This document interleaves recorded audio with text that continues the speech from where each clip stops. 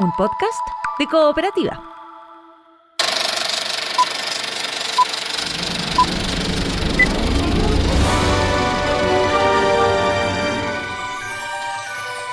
Hola, ¿cómo están? Soy Joel Poblete y este es Estrenos y Razones, el podcast que te cuenta por qué ver y por qué no ver alguna de las películas que están dentro de la cartelera nacional.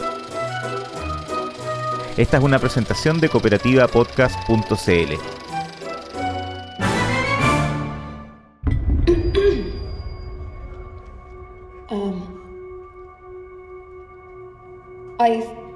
I just want to say how very sorry I am for... She should be locked up until she tells us what happened. En esta ocasión quiero recomendar una película que ha estado teniendo una excelente recepción y acaba de llegar a la cartelera local, Weapons, que acá se llama La Hora de la Desaparición. I want to know what happened in that classroom.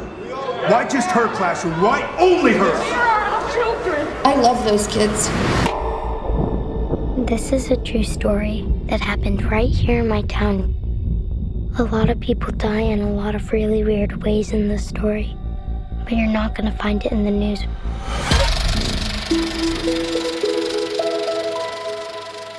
Una primera razón de por qué no hay que dejarlo pasar es justamente la positiva recepción que este largometraje ha tenido, y por partida doble, algo que en este podcast destaco siempre cuando se da, ya que está consiguiendo lo que tanto cuesta. Por un lado, entusiasmar a la crítica de los cinéfilos y cinéfilas, y a la vez conseguir buenos resultados en taquilla. En su primer fin de semana en salas, logró encabezar lo más visto no solo en Estados Unidos, sino además en nuestra región, liderando la taquilla de países como Argentina y México. Por si no bastara con la convocatoria que tan solo en Estados Unidos llegó a los $42 millones, fue elogiada por la mayoría de los medios, con críticas muy entusiastas en publicaciones como IndieWire y Variety, y muy altos puntajes y calificaciones en plataformas como Rotten Tomatoes y CinemaScore. Otra razón que lo hace muy atractivo es porque se trata del segundo largometraje escrito y dirigido por el actor, realizador y guionista estadounidense Zach Cregger, lo que generaba diversas expectativas, ya que era lo nuevo del mismo cineasta que el 2022 causó sensación entre los y las fans del terror con su película Barbarian, estrenada acá hace 3 años como Bárbaro. Actualmente de 44 años, Cregger ha desarrollado una muy particular carrera, primero cuando era veinteañero y desde el ámbito de la comedia, como actor, fundador y miembro del colectivo The Whitest Kids You Know, algo así como Los Chicos Más Blancos que Conoces, grupo de comediantes que tuvieron mucho éxito con sus sketches televisivos e incluso pasaron al cine con películas como Miss March, de 2009, codirigida entre Cregger y Trevor Moore, su amigo, colega y cofundador del colectivo, quien lamentablemente falleció el 2021. Conociendo esos orígenes, no muchos esperaban que Cregger sorprendiera hace 3 años con su primera película dirigida en solitario, Bárbaro, una inquietante y espeluznante historia que se iniciaba cuando una joven que debe viajar a Detroit por motivos laborales llega muy tarde en la noche a una casa que había arrendado para alojar y descubre que otra persona ya estaba quedándose en el lugar, ubicado en una zona muy solitaria y que se ve muy oscura y peligrosa. Ese film fue muy elogiado por los críticos y el público fanático del terror y por lo mismo había bastante curiosidad e interés por ver qué tal estaba el siguiente largometraje escrito y dirigido por Cregger 3 años después. Yo reconozco que si bien me encantó como parte y logró tenerme muy interesado durante buena cantidad del metraje, no me convenció o entusiasmó por completo Bárbaro y quedé especialmente decepcionado con la manera en que va concluyendo. Pero de todos modos no puedo negar que tenía cosas notables, por lo tanto, de todos modos también me interesaba el regreso de su creador, aunque mis expectativas eran más moderadas. Afortunadamente quedé gratamente sorprendido.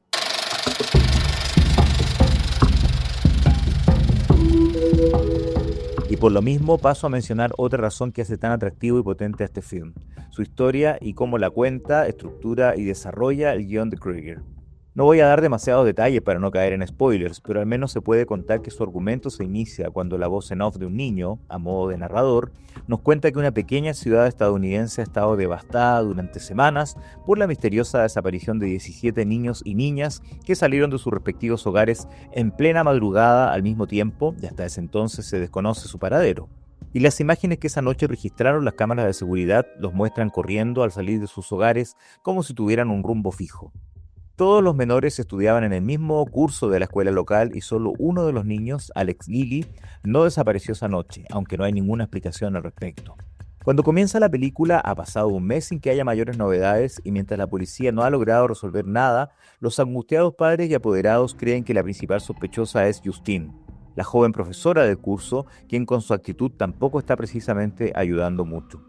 Lo que hace aún más interesante y atractiva la propuesta argumental es que el relato se va dividiendo en distintos segmentos, cada uno centrado en otro personaje de la historia, como uno de los apoderados más preocupados por lo que ha pasado, un joven policía que fue novio de la profesora Justine, el preocupado director del colegio y otras personas más.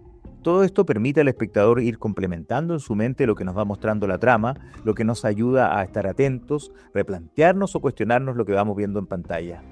Krieger ya había apostado por jugar con lo narrativo en Bárbaro, pero personalmente me parece que acá el resultado es mucho más logrado y potente. Y prefiero no contar nada más para no revelar mucho y que quienes estén escuchando este podcast descubran todo por sí mismos.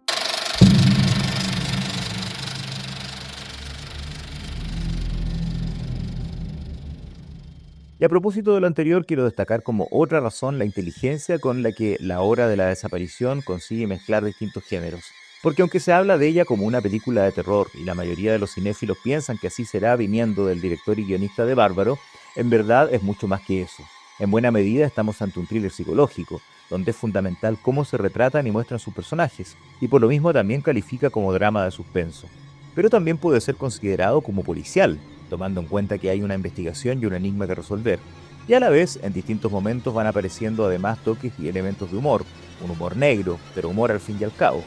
Y paulatinamente también irán apareciendo signos del terror que se apodera de la trama, algunos bastante atemorizadores y también con elementos de violencia, crudeza y gore, pero que no por ello nos permite decir que estamos ante una película completamente de terror. Y en vez de ser algo negativo o llevarnos a pensar que es un signo de indefinición, esta mezcla de géneros es uno de los grandes aciertos del largometraje y parte de lo que lo hace tan atractivo. Curiosamente, en este 2025 que ha estado entregando hasta ahora buenos momentos de terror en distintos títulos, varias de las películas son justamente por largometrajes que no podríamos calificar 100% como de terror. De las que hemos comentado en este podcast desde comienzos de año, quizás el Nosferatu de Robert Eggers es la que más podría calificarse como tal, mientras la chilena Patio de Chacales y el exitoso film estadounidense Pecadores también entremezclan los géneros.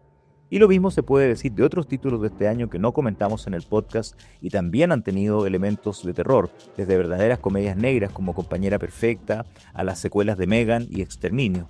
En las próximas semanas llegarán otros títulos que han sido categorizados como de terror, como Together y la estremecedora Haz que regrese, además de un enésimo Drácula, esta vez dirigido por Luc Besson. De modo que el terror goza sin duda de buena salud en este 2025, pero ya que he podido ver todos los títulos mencionados, puedo decir que al menos en mi opinión personal, la película más lograda y valiosa de este grupo es La hora de la desaparición.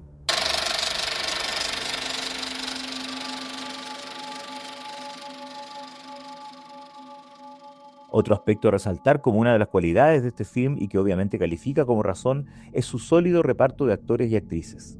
Sin una selección tan lograda en el casting, la historia no sería igualmente efectiva, sobre todo porque si bien podemos encontrar que hay personajes más protagónicos que otros, como la profesora Justine, el policía Paul y el padre y apoderado Archer, de todos modos es una historia que tiene mucho de coral, de dar importancia a los distintos personajes, incluso a quienes son secundarios, lo que la hace distinguir y le da también un sello muy especial. De la ascendente y elogiada Julia Garner ya hablamos en el podcast por Los Cuatro Fantásticos Primeros Pasos, pero acá, interpretando a Justine, tiene muchas más posibilidades de destacar y lucirse que con su personaje en la película de superhéroes. Aquí es una figura compleja, aproblemada y que tiene distintas capas y sutilezas en su personalidad.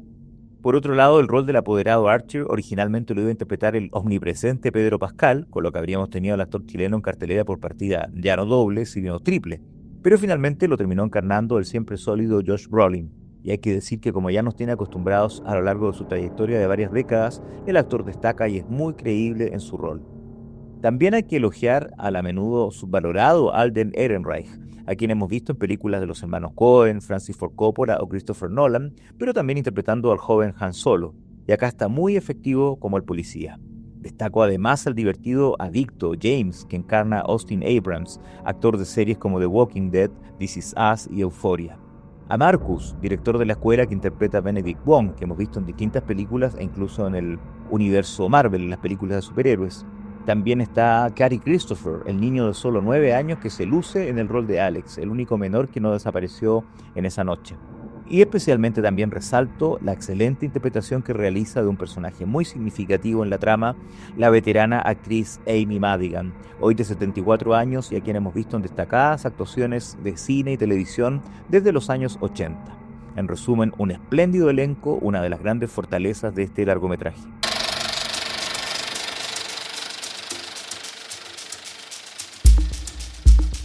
También quiero mencionar como razón el muy efectivo soundtrack de la película. Ya desde el comienzo podemos imaginar que la banda sonora será muy buena por el notable uso en la misteriosa secuencia inicial de una canción tan bella y conocida como Beware of Darkness, creada hace más de medio siglo y uno de los hits clásicos de George Harrison. Pero además la música incidental misma funciona de manera muy acertada.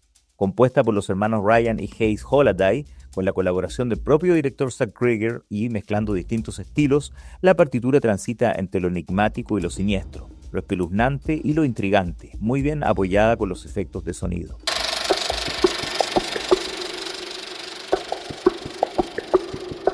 Para ir finalizando, de verdad quiero insistir en que no tenía muchas expectativas con esta producción y ha terminado siendo una de las más gratas sorpresas del cine de este 2025.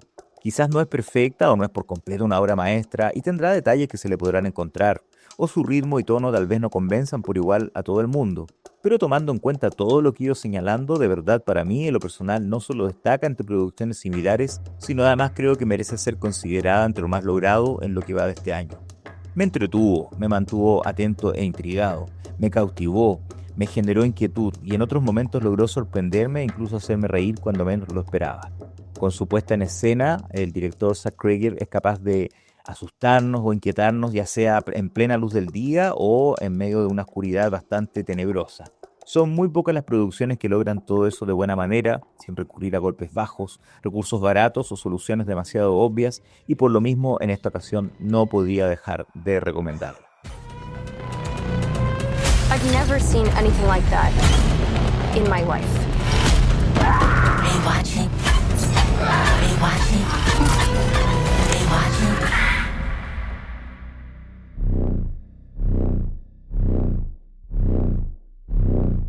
Rewatching.